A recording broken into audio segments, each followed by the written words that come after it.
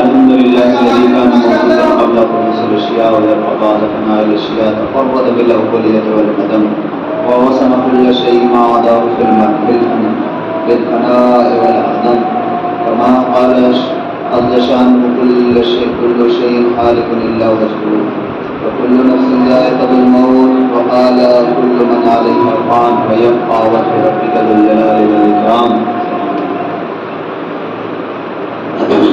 بسم اللہ الرحمن الرحیم. اتقوا اللہ.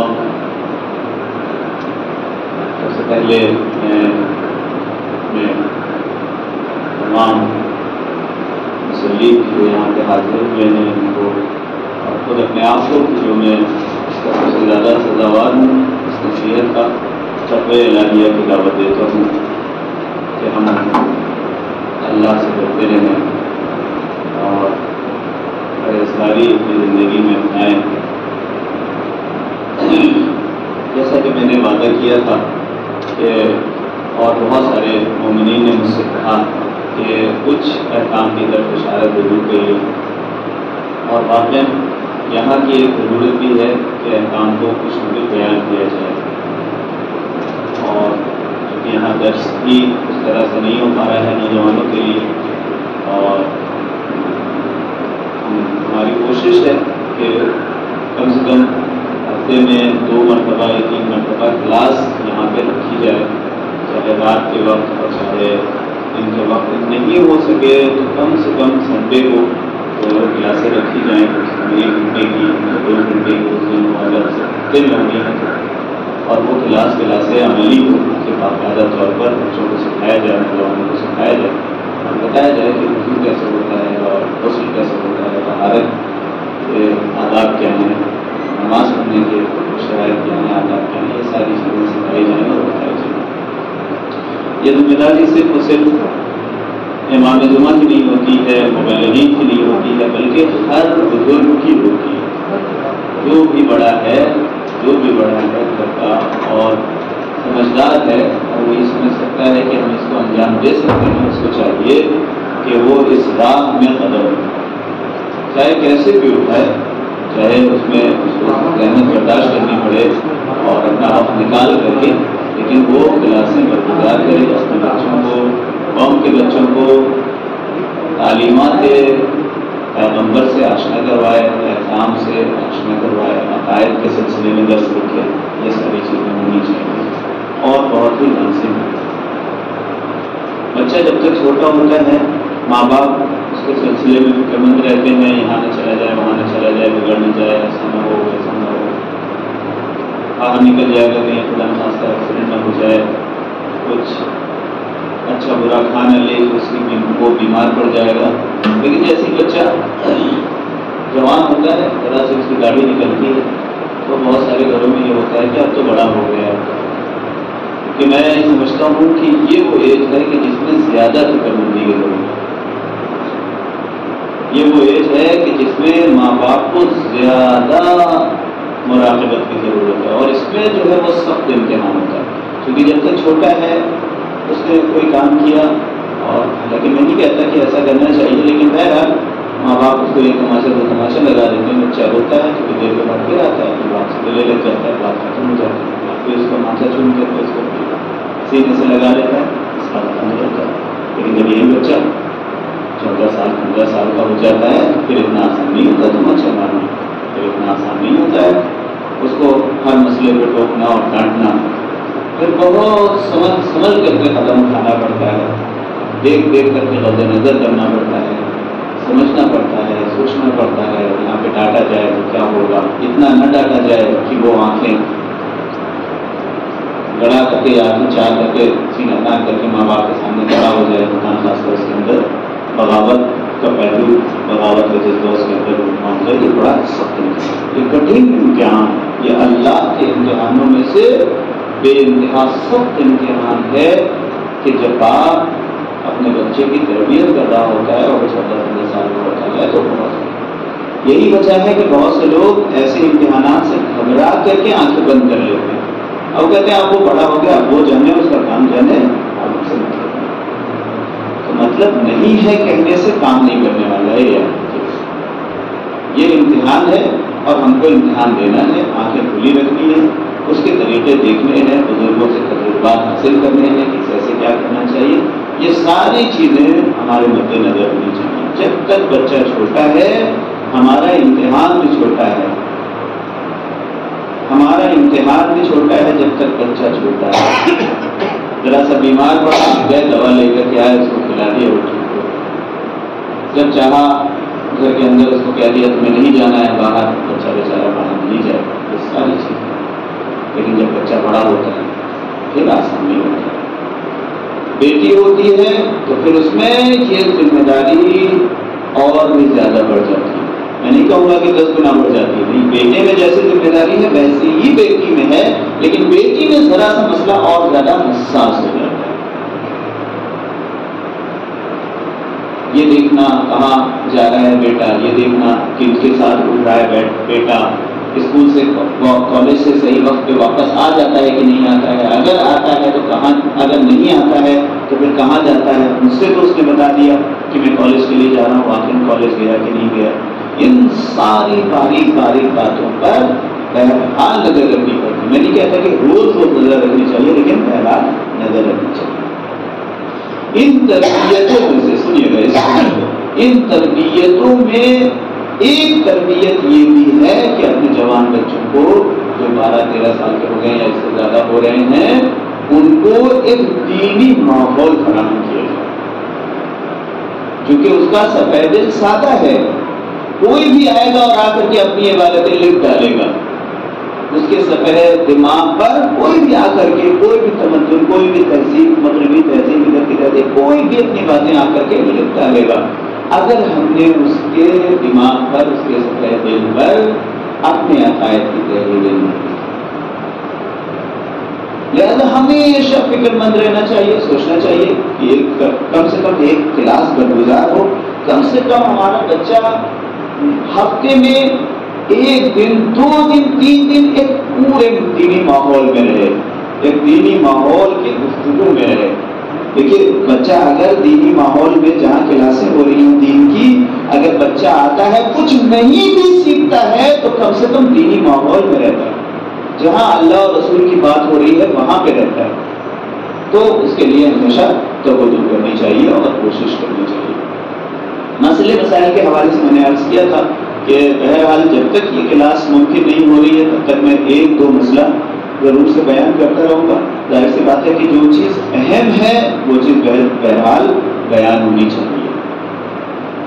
ہمارے بہت سارے بھائیوں نے اور جو نماز میں آتے ہیں مسلمین نے ہمیں اس بات کی طرف متوجہ کیا کہ مولانا وضو کی طرف بیان کریے، غسل کے بارے میں بیان کیجیے. بہت سارے لوگوں کے وضو لوگوں نے دیکھ کر کے بتایا کہ وضو صحیح نہیں کر رہے ہیں لوگ، اور اس کے بارے میں بیان کرنا ضروری ہے کیونکہ وضو جو ہے وہ مقدمات نماز میں آتا ہے. جب وضو ہی صحیح نہیں ہوا تو ظاہر سی بات ہے کہ نماز بھی صحیح نہیں. لہٰذا وضو کی طرف آپ حضرات متوجہ ہو کہ وضو کیسے کیا جاتا ہے. تو ظاہر سی بات ہے کہ بہرحال میں بہت زیادہ جنبی مسائل نہیں بیان کر سکتا، جو تفصیلی بیان ہے اور انشاءاللہ کہ وہ ذہنوں میں ہیں آپ کے، سارے مسائل کو نہیں بیان کر سکتا چونکہ یہ وہ جگہ نہیں ہے. لیکن صرف اور صرف اتنا کہنا چاہوں گا کہ وضو کرنے کے لیے ہمیں نیت کرنی ہے. میں نیت کرتا ہوں قربتاً اللہ، وضو میں کرتا ہوں قربتاً اللہ، وضو کی نیت کرنی. اس میں واجب مستحب کہنے کی کوئی ضرورت نہیں ہے. بعض لوگ ہوتے ہیں اچھا اب تو شاید روٹی کا پانی وہ ٹیپ کھول دیتے ہیں تو پانی نکل رہا ہے. آج لوگ کبھی کبھی لوٹے میں، گاؤں دیہات میں لوٹے میں پانی چندوں میں لیا اور اب نیت کر رہے ہیں وضو میں کرتا ہوں واسطے رفع ہونے حدث کے مباح ہونے نماز کے اور چندے کی نماز اور یہ نماز، اور بڑی دیر تک ان کی نیت چلتی ہے. اتنی دیر تک بھی اتنی دیر تک نیت چلتی ہے کہ سارا پانی نیچے سے گر جاتا ہے، اور جب پھر منہ پہ ڈالا تو پتا چلا کہ صرف ہاتھوں کی کڑی ہے کہ جس کے ذریعے سے وہ ہوتا ہے. تو دیکھیے نیت اس کا نام نہیں ہے. نیت جو ہے وہ زبان سے ادا نہیں ہوتی بلکہ نیت جو ہے وہ دل کا نام ہے. آپ یہ جانتے ہیں کہ آپ وضو کرنے کے لیے گئے ہیں، آپ یہ جانتے ہیں کہ آپ نے جو پانی لیا ہے وہ وضو کا پانی لیا ہے. جب آپ جانتے ہیں یہی تو نیت ہے بھائی، اس کے علاوہ کچھ نیت نہیں ہے. آپ یہاں جو آئے ہیں کیوں آئے؟ تاکہ جمعے کی نماز پڑھے، پھر جمعے کی نماز سے ختم ہو جائے گی تو عصر کی نماز پڑھیں گے. یہی تو نیت ہے بھائی، اسی نیت سے تو آپ آئے ہیں، بس اسی کا نام ہوتا ہے نیت. اس کے علاوہ کوئی چیز نیت نہیں. کھڑے ہو کر کے بڑی دیر تک زبان پہ کہنا یہ نیت جو ہے وہ یہ نیت، اس کو نیت نہیں کہتے ہیں. یہ حضور قلب ہوتا ہے. انسان دراصل متوجہ ہو جائے کہ اپنا شروع کرنے والا اللہ، بس یہ نیت. ایک صاحب تھے، ان کی عجیب عجیب بیماریاں ہوتی ہیں لوگوں میں. ایک صاحب تھے، ان کی نیت ہی نہیں ہوتی تھی، بیچارے ہمیشہ پریشان. غسل کرتے تھے، پوری ٹنکی خالی ہو گئی. 1000 لیٹر کی پانی جو ٹنکی ہوتی پوری ٹنکی خالی. ہوتا کیا تھا؟ ہوتا یہ تھا کہ بیچارے نیت کر کے سر گردن دھوتے تھے، اور دایاں حصہ دھویا، شک ہوا میری نیت صحیح ہے. اب وہ پھر سے پانی، پھر سے وضو کا غسل جو ہے ان کا شروع ہو گیا. پھر سر گردن دھویا، پھر آدھے پہنچے، پھر ان کو نیت جو ہے گردن کا پاپ صحیح نہیں نکلا، وہ گڑبڑ ہو گیا. پھر سے ان کا جو ہے پانی ختم ہو جاتا تھا، ان کی نیت ختم نہیں. اب وہ ایک عالم دین کے پاس پہنچے. دیکھیے کبھی کبھی عالم دین جو ہوتا ہے اس کو ہمیشہ چاہیے کہ معاشرے کی ڈوبتی ہوئی رگ پہ ہاتھ رکھے، اور اس میں بالکل نہیں گھبرانا چاہیے. بالکل کوئی خفا ہوگا کوئی نہیں خفا ہوگا، اس سے بالکل نہیں. انہوں نے مولانا سے آج جا کے کہا کہ مولانا صاحب کیا کرے، ہماری نیت ہی نہیں ہوتی، غسل ہی نہیں ہو پاتا. غسل ہی نہیں کر پاتے. کیوں نہیں کر پاتے؟ کیونکہ نیت نہیں ہو پاتی. انہوں نے کہا اب تم بغیر نیت کے غسل کرو، بغیر نیت کے غسل کرو. اگلے دن پھر سر پکڑے ہوئے آ گئے. یہ کیا کرے؟ کیا ہوا؟ کہ حضور کیا کرے؟ جب ہم حمام کی طرف جاتے ہیں تو نیت ہو جاتی ہے. جب بھی حمام کی طرف جاتے ہیں تو نیت ہو جاتی ہے. ظاہر سی بات ہے کہ بغیر ارادے کے بغیر نیت کے کوئی کیسے جائے گا غسل کرنے کے لیے؟ تو وہ اپنے آپ ہو جاتی ہے. اب ہم کیا کریں؟ ہو ہی نہیں پا رہے. تو انہوں نے کہا کہ یہی تو سمجھانا چاہتے تھے کہ نیت جو ہے وہ یہ نہیں ہے کہ تم کھڑے ہو کر کے 4 گھنٹہ 10 گھنٹہ نیت باندھتے رہو. نیت یہی ہے کہ جو تم نے دل میں ارادہ کیا کہ میں پاک ہونے کے لیے جا رہا ہوں، میں غسل کرنے کے لیے جا رہا ہوں. صلوات پڑھیں محمد علیہ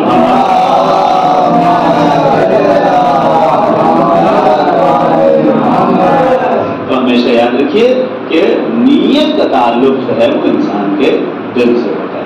آپ نے پانی لیا، دل میں یہ ارادہ ہونا چاہیے کہ میں منہ دھونے نہیں جا رہا ہوں، میں اپنے منہ کی تعلق صاف کرنے نہیں جا رہا ہوں، یہ جو گرد جم گئی ہے اس کو دھونے کے لیے نہیں جا رہا ہوں، بلکہ وضو کرنے جا رہا ہوں. اس دل میں ہے آپ کے. جب دل میں ہے تو آنکھیں دھو. اچھا اس کا فائدہ کہاں ہوتا ہے؟ نیت کا فائدہ کہاں ہوتا ہے؟ نیت کا فائدہ یہاں ہوتا ہے کہ آپ آئے دھوپ سے، آپ کے چہرے پر گرد و غبار ہے، آپ نے کہا لاؤ بھائی جیسا منہ صاف کر لیں. آپ نے صابن لگایا، منہ دھویا. اب جب منہ دھو چکے تو آپ کو ارادہ ہوا کہ بھائی وضو کر لیں، اس سے بہتر کیا ہو سکتا ہے؟ منہ بھی دھل رہا ہے اور ہمارا وضو بھی ہو جائے گا، ہم کو ثواب مل جائے گا. اب ظاہر سی بات ہے کہ آپ چہرہ دھل چکے ہیں. اب آپ کو کیا کرنا ہے؟ دایاں ہاتھ دھلیں گے، بایاں ہاتھ دھلیں گے، آپ کا وضو ہو جائے گا. کہا نہیں، وضو نہیں ہوگا. کیوں؟ کیونکہ وہ جو پہلی مرتبہ آپ چہرہ دھو رہے تھے اس میں آپ کی نیت وضو والی نہیں، اس میں آپ کی نیت وضو والی نہیں تھی. جب آپ کی نیت وضو والی ہوگی تب وہ وضو کاؤنٹ ہوگا، اس سے پہلے نہیں ہوگا. وضو کی نیت کے لیے ضروری ہے کہ آپ یہ جانتے ہو کہ آپ کچھ اور نہیں بلکہ وضو کرنے کے لیے جا رہے ہیں. آپ کھڑے ہوئے اتفاق سے قبلہ رو بھی کھڑے ہوئے ہیں اور پھر آپ نے کہا کہ لو یہ قبرستان ہے، کم سے کم ان کا تو حق بنتا ہے سورہ فاتحہ پڑھنے کا. آپ نے سورہ فاتحہ پڑھنا شروع کیا. بسم اللہ الرحمن الرحیم الحمدللہ رب العالمین. پتہ چلا سورہ ہم پڑھا. سورہ ہم کے بعد جو ہے وہ سورہ قل اللہ شروع کرنے جا رہے تھے کہ آپ کے خیال ہے کہ نماز کا وقت ہو گیا ہے، سورہ ہم تو ہو ہی گئی ہے، چلو ایک سورہ انا اعطیناک کا لگائیں اور پھر رکوع میں اور پھر ہماری نماز. تو یہ نماز نہیں ہوگی. کیوں؟ کیونکہ آپ نے اول وہلہ سے آغاز عمل سے یہ نیت نہیں کی تھی کہ میں نماز پڑھنے جا رہا ہوں. آپ کی نیت یہ تھی کہ میں فاتحہ پڑھنے جا رہا ہوں. بیچ میں آپ نے وہ آپ کو یہ خیال پیدا ہوا کہ نماز. تو یہ نیت جو ہے وہ آپ کے قابل قبول نہیں. لیکن جب آپ گھر سے چلے ہی ہیں جمعہ پڑھنے کے لیے، آپ گھر سے چلے ہی ہیں نماز مغرب اور عشاء پڑھنے کے لیے، جب آپ گھر سے چلے ہی ہیں ظہر پڑھنے کے لیے، یا آپ نے بستر ترک بھی کیا ہے صبح کی نماز کے لیے اور آپ نے جا کر کے وضو کیا اور آ کر کے مصلے پہ کھڑے ہو گئے، تو اب 1.5 گھنٹہ وضو نیت کرنے کی ضرورت نہیں ہے. وہ نیت آپ کے پاس آٹومیٹک ہے، اس کے سلسلے میں پریشان ہونے کی ضرورت نہیں. تو وہ پانی لینا ہے، اور پانی لے کر کے بہت سے لوگوں کو دیکھا گیا ہے کبھی اس ہاتھ میں اور کبھی اس ہاتھ میں، اور پتہ چلتا ہے کہ یہ کیا کر رہے ہیں، یہ وضو کر رہے ہیں یا پانی سے جو ہے ایک ہاتھ سے دوسرے ہاتھ میں کیچ کر رہے ہیں. جیسے بال وضو ہوتے ہیں نا، بال لے کر کے کھیلا کرتے ہیں اس ہاتھ کے ساتھ، وہ وہی کیا کر رہے ہیں. تو پانی جو ہے وہ ایک ہاتھ میں لینا ہے، اور ایک ہاتھ میں لینے کے بعد جو بالوں کی اگنے کی جگہ ہے وہاں سے ڈالنا ہے، وہاں سے ڈالنا ہے. اور پھر جسے کہتے ہیں کانوں کی جو لبے ہیں، یہ جو پورے یہ جو ہاتھ کے درمیان جو فاصلہ ہے اتنا دھلنا واجب ہے. یہ بات یہاں سے کبھی بھی پانی ہم یہاں سے نہیں ڈالیں، پانی یہاں سے نہیں ڈالنا. پانی ہمیشہ جہاں پہ بال اگ رہا ہے وہاں سے ڈالنا ہے.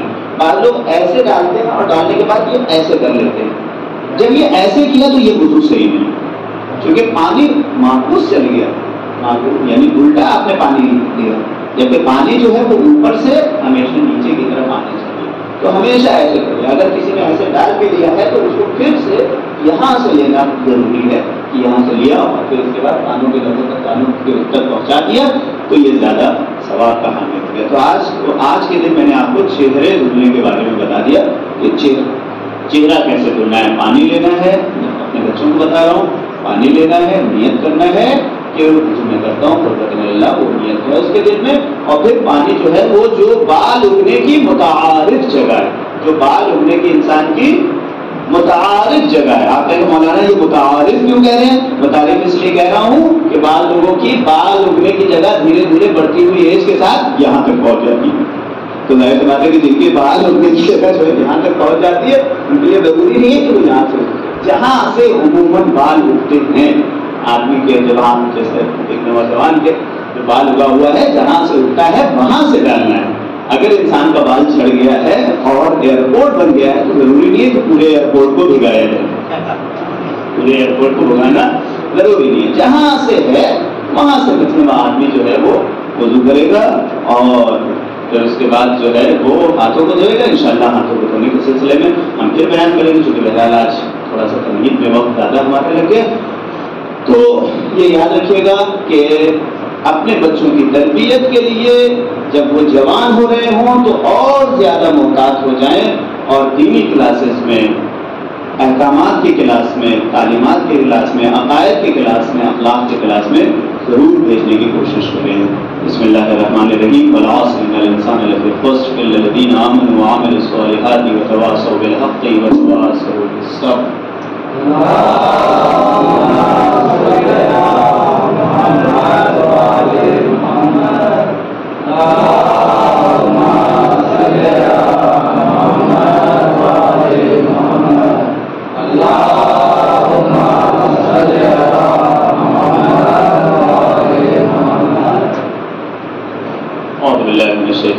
بسم اللہ الرحمن الرحیم. الحمد للہ الذی لا یبلغ مثله القائلون ولا يحصي ما العابدون ولا يؤدي حقه المجتهدون الذي لا يدركه بعض الهمام ولا يناله غوث الفتن الذي ليس لصفته حد محدود ولا نعت موجود ولا جن ممدود ولا وقت معدود فقد الخلائق بقدرته من شر راحة رحمته ووتد بالصخور ميدانا وارض الصلاة والسلام تحية والإكرام على النبي المكي الأمي القرشي الهاشمي مولانا الجد الحسن والحسين بالقاسم محمد. اللهم صل على محمد. دیکھیے ماہ عزا جو ہے، ایام عزا، ماہ عزا، محرم، سفر، یہ نزدیک ہے اور یہ مکتب تشیع کے لیے بالکل جان کی سی حیثیت ہے. یہ مکتب تشیع کی جان ہے، بہت طاقت ہے ان کے اندر. دنیا میں آج اگر تشیع کا نام زندہ ہے اور ان کا نام عزت سے لیا جاتا ہے تو یہ عزاداری کی ہے، ورنہ دیواروں میں زندہ چنوائے گئے لوگوں ہمارے سر کاٹے گئے. ہماری تاریخ چکا لکھی ہوئی ہے. آپ پڑھیں گے تو آپ کو دکھائی دے گا کہ تاریخ تشیع کے برف برف سے خون بہ رہا ہے، خون بہ رہا ہے. زندانوں کے حوالے کیے گئے، قید خانوں کے حوالے کیے گئے، جلا وطن کیے گئے، سر کاٹے گئے، نسل کشی ہوئی، سارا سب کچھ ہوتا رہا. مگر یہ عزاداری تھی کہ جس نے ہمیں باقی رکھا. اس عزاداری کے اندر بے انتہا طاقت ہے، بے انتہا طاقت ہے. اور یہ بات بھی یاد رکھیے، یہ بات یاد رکھیے کہ یہ قدرت کا قانون ہے، یہ نیچر کا لا ہے، قدرت کا قانون ہے کہ جو چیز جتنی زیادہ فائدہ مند ہوتی ہے اس کا مس یوز اتنا ہی زیادہ نقصان پہنچتا ہے. جو چیز بھی جتنی پاور میں آپ کو فائدہ پہنچا سکتی ہے، اگر اس کا مس یوز کیا گیا تو اتنی ہی پاور میں آپ کو نقصان پہنچا سکتی ہے. ایک دوا ہے، یہ دوا جو ہے وہ بہت پاور کی ہے، پتہ چلا بہت فائدہ پہنچاتی ہے، لیکن اگر اس کا مس یوز کسی نے کیا تو پتہ چلا سائڈ افیکٹ نظر آتے ہیں. بہت زیادہ کبھی کبھی ایسے کہ جو ناقابل جبران ہوتے ہیں. آپ دیکھیں کہ یہ بجلی ہے، کتنی آدمی کے فائدے مند کی چیز ہے، کتنا فائدہ ہے اس بجلی میں. یہ جو کرنٹ ہے، الیکٹرک ہے، یہ کتنا فائدہ ہے. یہ پنکھے اسی سے چل رہے ہیں، لائٹ اسی سے جل رہی ہے. یہ مائک جو آواز ہماری 4 گنا 10 گنا کر کے آپ تک پہنچا رہا ہے، یہ لائٹ کا کارنامہ ہے. لیکن اگر اس کا مس یوز کیا گیا ہو، کسی نے اس کو ہاتھ سے پکڑنے کی کوشش کی تو پھر کیا ہوتا ہے؟ لمحوں میں انسان بڑی لوگ پہنچ جاتا ہے. لمحوں میں انسان جو ہے وہ فائدہ اٹھانے کے قابل ہی نہیں رہتا. تو یاد رکھیے کہ شریعت نے جس چیز کو بھی بنایا ہے، قدرت نے جس چیز کے اندر جتنی قدرت انسان کو فائدہ پہنچانے کے لیے رکھی ہے، اس کے مس یوز کے اندر اتنی قدرت اس کو نقصان پہنچانے کے لیے. ایک چاقو آپ لے لیجئے، وہ چاقو آپ کے بہت کام آتا ہے. آپ سبزی کاٹتے ہیں، آپ کے گھر کی عورتیں سبزی کاٹتی ہیں، اسی کے ذریعے سے کھانا پکتا ہے وغیرہ وغیرہ. لیکن جب مس یوز ہوتا ہے تو وہ انگلی کاٹ دیتی ہے. اگر وہ چاقو بہت تیز ہے تو ظاہر سی بات ہے کہ بہت زیادہ فائدہ پہنچاتا ہے. اس کے آپ گوشت بھی کاٹ دیجیے، اس کا فوراً تیزی سے کٹتا ہے. لیکن جو وہ تیزی سے کاٹتی ہوئی چھری ہے، اگر اس کے نیچے خدا نہ خاصہ والی چیز سے انگلی آ گئی تو پھر کیا ہوگا؟ تو یہی نیچر کا قانون، یہی نیچر کا لا ہماری عزاداری پر بھی اپلائی ہوتا ہے. اگر عزاداری جس راستے پر حضرت زینب سلام اللہ علیہ نے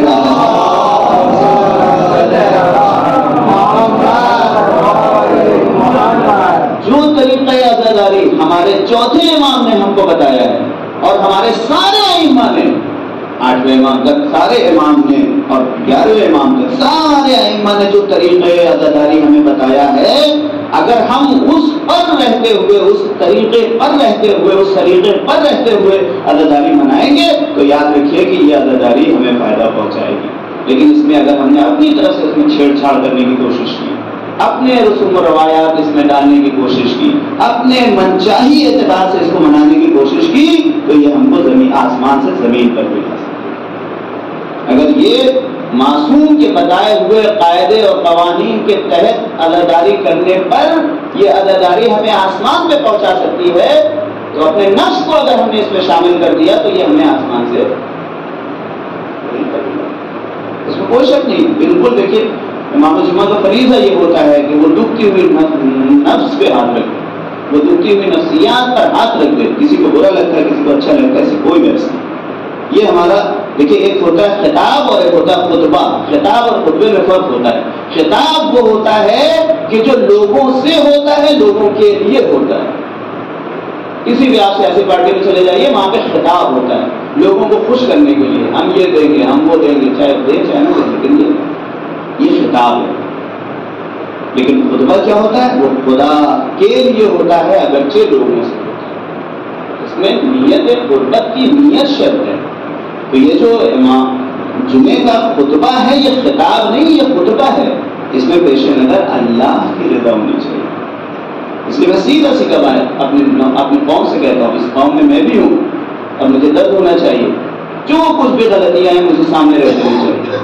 دیکھیے یاد رکھیے کہ مولا حسین اپنے قافلے کو لے کر کے جا رہے ہیں. ایک جگہ ہے قصر بنی مقاتل کر کے ایک جگہ ہے, وہاں پہ ایک شخص رکا ہوا ہے, اس کا نام ہے عبید اللہ حر جوفی. عبید اللہ حر جوفی اس کا نام ہے. مولا حسین اس کے پاس جاتے ہیں. جس طریقے سے مولا نے کئی لوگوں سے اپنا ساتھ مانگا ہے, مولا حسین کو گئے جا کر کے اس سے کہتے ہیں کہ کیا بھائی میری مدد کرنا چاہتے ہو, چلو میرے راستے میں آؤ, میری مدد کرو, کربلا کی طرف میں جا رہا ہوں, اگر میری مدد کرو گے تو پروردگار تمہیں اجر عظیم دے گا. تو آپ سنیں گے اس کا کیا جملہ تھا. اس کا جملہ تھا کہ بہرحال مولا سے تھوڑی بہت اس کو محبت بھی تھی. اس نے مولا سے کہا مولا یہ تلوار ہے کہ آپ لے لیجیے, یہ گھوڑا ہے میرا, یہ گھوڑا بھی آپ لے لیجیے, کہیے تو 8-10 غلاموں کو میں آپ کے حوالے کر دوں, مگر میرا کاروبار بہت بڑا ہے, یہاں سے وہاں تک ہمارا پیسہ پھیلا ہوا ہے, ہم آپ کے ساتھ نہیں آ سکتے. مولا نے کہا کہ مجھے تلوار کی ضرورت نہیں ہے, مجھے تمہارے پیسوں کی ضرورت نہیں ہے, مجھے تمہاری ضرورت ہے, آ سکتے ہو تو آؤ, نہیں تو کوئی مسئلہ نہیں, چلے جائے. یہ مولا کے ساتھ نہیں گئے, مولا چلے گئے, شہید ہو گئے. جب شہید ہو گئے تو اپنا منہ پیٹ پیٹ کے روتا تھا, کہتا تھا ہائے مجھے وہ منظر یاد ہے کہ جب ابا عبداللہ حسین ہماری طرف آ رہے تھے اور ان کے ساتھ چھوٹے چھوٹے بچے بھی تھے, دامن وہ منظر میری آنکھوں سے نکلتا نہیں ہے. آئے تھے اور آ کر کے مجھے نجات کی دعوت دیتے رہے, مجھے جنت کی دعوت دیتے رہے, مجھے شفاعت کی دعوت دیتے رہے, مگر میں نے لبیک نہیں کی. کیوں لبیک نہیں کی؟ میرے نگاہوں میں پیسہ تھا. میں سوچ رہا تھا کہ مولا حسین کو پیسے سے خوش کر دوں گا, مولا حسین کو غلاموں سے خوش کر دوں گا, مولا حسین کو گھوڑے سے خوش کر دوں گا. آج ہم اپنے معاشرے میں عبید اللہ حر جوفی کے کردار کو زندہ تو نہیں کر رہے ہیں. آپ کہیں کیسے؟ ظاہر سی بات ہے, ہم یہ تو سوچتے ہیں کہ مجمع کو خوش کرنے کے لیے کیا کیا جا سکتا ہے, اپنی عزت بنانے کے لیے کون سی تبرک بانٹا جا سکتا ہے, کیا کیا جائے کہ لوگ کہیں ارے بھائی ہر جگہ اشرا ہوا, لیکن آپ کے یہاں جو اشرا ہوا وہ اس کا کوئی مقابلہ نہیں. لیکن یہ نہیں سوچتے ہیں کہ مولا کا مقصد جو ہے وہ پورا ہوگا کہ نہیں ہوگا. میں اس بات ہے ہم پیسہ خرچ کرنے کے لیے تیار ہیں, کھانا کھلانے کے لیے تیار ہیں, سب کچھ ہے, ہم بہت آسانی سے سب کچھ تیار ہو جاتے ہیں, لیکن مقصد حسین پر سوچنے کے لیے ایک لمحے کے لیے راضی نہیں ہوتے. ہمیں کس کو بلانا چاہیے, کس کو سنانا چاہیے. ظاہر سی بات ہے اگر فلاں مولانا آئے تو پڑھیں گے تو صحیح, لیکن کیا بتائیں کہ وہ شور نہیں ہوگا, وہ نعرے نہیں لگیں گے, وہ پھر وہ ہم مشہور نہیں ہو پائیں گے. لوگ کہیں گے کہ بھائی آپ نے کھانا تو بڑا اچھا کھلایا, بڑا اچھا انتظام تھا, مگر وہ ایک سے ایک ذاکر ہیں, ایک سے ایک مشہور ہیں, آپ ہم سے کہتے ہم ان کو لاتے تو ہماری ناک کٹ جائے. تو ظاہر سی بات ہے اس کا مطلب یہ ہے کہ ہم نے اپنی شہرت کو مقدم رکھا, لوگوں کی تعریفوں کو مقدم رکھا. ہم مولا حسین سے کہتے رہے مولا حسین ہم آپ کے نام پہ پیسہ بہت خرچ کریں گے, دولت بہت خرچ کریں گے, لیکن ایک لمحے کے لیے ہم اس بات پر راضی نہیں ہوں گے کہ کوئی آ کر کے آپ کا مقصد بیان کرے اور مجمع کے اندر جو ہے وہ واہ واہ نہ ہو جائے. اس بات ہے کہ جب مقاصد بیان ہوتے ہیں یا تبلیغ ہوتی ہے تو لوگ اتنا واہ واہ نہیں کرتے. ظاہر سی بات ہے جب شور نہیں ہوگا تو ہماری بھی شہرت کا شہرہ نہیں ہوگا. ظاہر سی بات ہے انسان, دیکھیے ابھی میں نے نیت کی بات کی ہے, بس میں نے آپ کی جمع کر ابھی میں نے نیت کی بات کی کہ انسان کی نیت ہونی چاہیے قربتاً اللہ. انسان کی جو نیت ہوتی ہے اسی اعتبار سے انسان کام کرتا ہے. جو نیت ہوگی انسان کی اسی نیت کے اعتبار سے کام کرے گا. اگر ہم کسی انجمن کے سیکرٹری چنے گئے, اگر ہم کسی انجمن کے کوئی بہت بڑے عہدے پر آئے یا ہمارے ہاتھ میں مجلسوں کا انتظام آیا, تو اب ہماری نیت کیا ہے؟ مقصد حسین کی تشہیر و ترویج ہے یا پھر یہ کہ لوگ یہ کہیں کہ بھائی احسان احمد صاحب کے زمانے میں جو ہوا وہ تو کسی زمانے میں, ارے کیا شاندار جا کے بلائے انہوں نے اور بڑا شور ہوتا تھا اور یہ ہوتا تھا. اگر ہماری نیت یہ رہی تو ظاہر سی بات ہے کہ وہ نیت کے اعتبار سے تو ہمارا عمل پورا ہو جائے گا, لیکن یہ مولا کا مقصد کون پورا کرے گا؟ انسان حر نہیں بن سکتا ہے, حر جوفی بن جائے گا مگر حر نہیں بن سکتا. حر کی نگاہوں میں حسین تھے, حر جوفی کی نگاہوں میں یہ تھا کہ ہم پیسے کے ذریعے سے سب کچھ جو ہے وہ حاصل کر سکتے ہیں, ادھر ادھر سے جو ہے وہ ہم حاصل کر سکتے ہیں. کہ اس کا بزنس اس کی نگاہوں میں تھا، اس کی شہرت اس کی نگاہوں میں تھی، اس کی عزت اس کی نگاہوں میں. نتیجہ یہ ہوا کہ وہ حر جوفی سے حر نہیں بن سکا. مگر حر نے جب یہ دیکھا کہ مقصد کہاں ہے، حسین کہاں کھڑے ہیں، تو اقتدار کو لات مار دی، سپہ سالاری کو لات مار دی، اپنی وہ عزت وہ منصب کہ جو اس کو حکومت وقت سے ملا ہوا تھا اس نے چھوڑ دیا اور حسین کے قدموں میں آ کے سر دیا. اس مرتبہ ماہ محرم میں ہمیں حر والا جذبہ پیدا کرنا. اے مولا حسین، آپ ہمارے گھر پہ مہمان آنے والے ہیں. ہمارا اولین مقصد اور آخری مقصد، پہلا مقصد آخری مقصد، کل کا کل مقصد صرف اور صرف یہ ہے کہ ہم کربلا کی ترویج کریں، پیغام کربلا کی ترویج کریں، پیغام کربلا کو لوگوں کے کانوں تک پہنچائیں. یہ ہونا چاہیے. اور اگر یہ ہوا تو انشاءاللہ ہم کامیاب ہوں گے. اور ہم دعا کرتے ہیں کہ پروردگار ہمیں کامیاب و کامران رکھے، ہمارے نوجوانوں کو، ہمارے عزیزوں کو، ہمارے قوم کے عزاداروں کو، انجمنوں کو، سب کو اپنے نام و نمود کے لیے نہیں، اپنے منصب کے لیے نہیں، اپنی شہرت کے لیے نہیں، بلکہ امام حسین کے لیے عزاداری کرنے کی توفیق عنایت فرمائے. آخر دعوانا الحمدللہ رب العالمین. اے پروردگار دعا دیتا ہوں، نشہد ان لا الہ الا اللہ وحدہ لا شریک لہ واشہد ان محمدا عبدہ ورسولہ.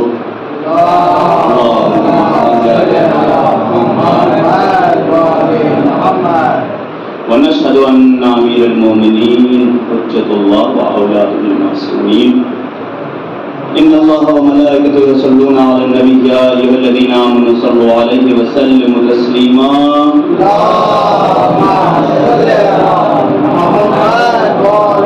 اللهم صل على سيدنا ومولانا محمد المصطفى صلى الله عليه وسلم.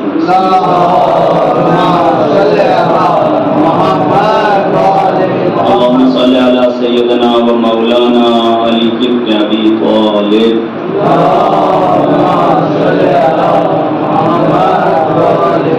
اللهم صل على سيدتنا ومولاتنا فاطمة بنت محمد سيد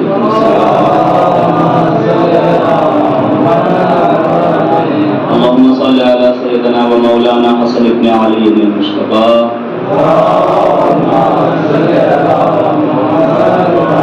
اللهم صل على سيدنا ومولانا حسين بن علي شهيد كربلاء.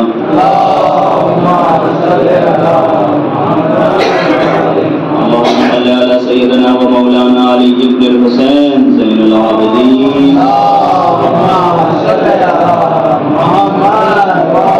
اللهم صل على سيدنا ومولانا محمد بن علي الباقر.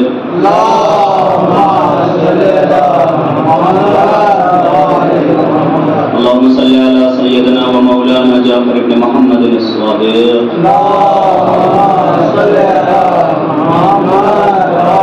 اللهم صل على سيدنا ومولانا موسى بن جعفر الكاظم.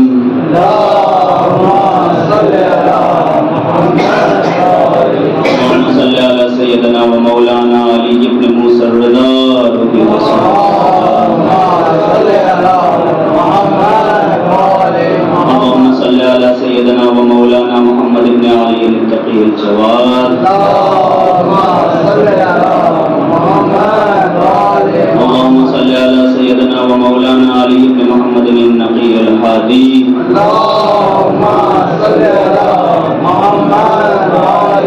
اللهم صل على سيدنا ومولانا حسن بن علي العسكري.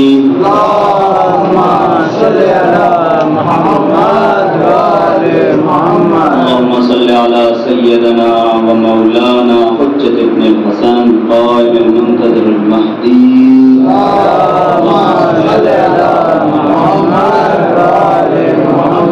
اللهم أرنا الطريق الرشيد والغرة الحميدة وكلنا ذري بنظرة مني إليك وعجل فرجا وصحبه وعاصمنا وانتظامنا واستطاعتك. اللهم